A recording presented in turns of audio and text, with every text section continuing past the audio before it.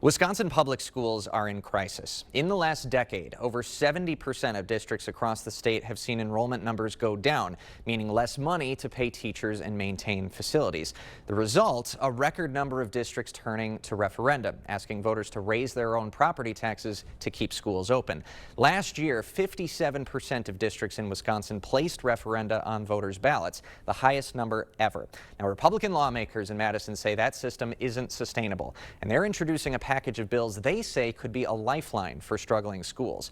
But they come with a caveat. Wisconsin's student population is down 53,000 kids over the last decade. At $11,000 a student in the state aid formula, that's over $500 million in lost revenue for schools. State Republicans say something has to change. This isn't a now issue. This is not a kick the can down the road issue anymore. Wisconsin has 421 public school districts for its roughly 760,000 students. And according to the Department of Public Instruction, 75% of Wisconsin students are taught in only 100 of those 421 districts. Compare that to a state like Florida, which needs just 78 districts for 2.9 million students. I definitely think 421 school districts is too many. Their answer? 5 bills offering financial incentives to small neighboring school districts that agree to consolidate into one larger district. You might have a K through 8 school district over here, and you might have another one over here, maybe just 10 minutes away from each other. Could they combine into one and maybe share an administrator, share a special ed director, share a music teacher? The idea isn't new, nor is it popular. Only 5 district consolidations have taken place in the last 20 years. While it may seem useful for a district like DeSoto that's seen its last 2 referenda fail on election day, district officials say it just isn't practical. Who would we consolidate with? We're miles away from the next school district. Their district already stretches from the top of Vernon County all the way down to Crawford County. Merging with another district 20 miles away would mean more expensive busing and logistical difficulties. Along with academics, you have sports in which people at the communities rally around. It becomes the whole identity of a small community. It's a feeling many rural communities share. The hardest thing is going to be for the local school district leadership to convince the public that it's a good idea.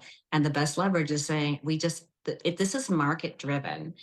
We don't have enough people to have these small schools anymore with big fat administrations at the top. But as hard as it may seem, 2 districts in Clark County have convinced the public it's a good idea. Loyal and Greenwood, with about 800 students between them, are actively pursuing combining their 2 districts. From 1960 to now, this is probably the 3rd or 4th attempt. And this one could do the trick. Loyal and Greenwood's situation checks a lot of boxes in the consolidation playbook. We're 7 miles apart. The mill rates are very similar. Neither of our district has any debt. We share a bus company. We collaborate and co-op in many of our sports and other co-curriculars. Now, for districts without those conveniences, consolidation becomes incredibly complicated. It's not for everybody, but it's definitely something that I think we're going to see more of. The proposed legislation does not force any district to begin consolidating. It's a voluntary road for districts to decide to travel, a road that could end with empty buildings or someone like Green losing their job.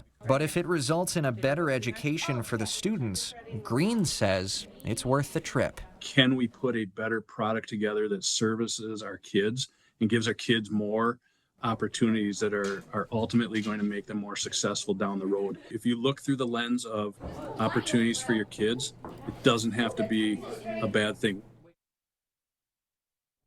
Loyal and Greenwood residents approved consolidation during an advisory referendum a few years ago. So a binding vote is coming next November. And then from there, it'd be an 18-month process to merge. But it won't actually solve everything for them. Even after consolidation, Green says their new combined district will still need an operating referendum.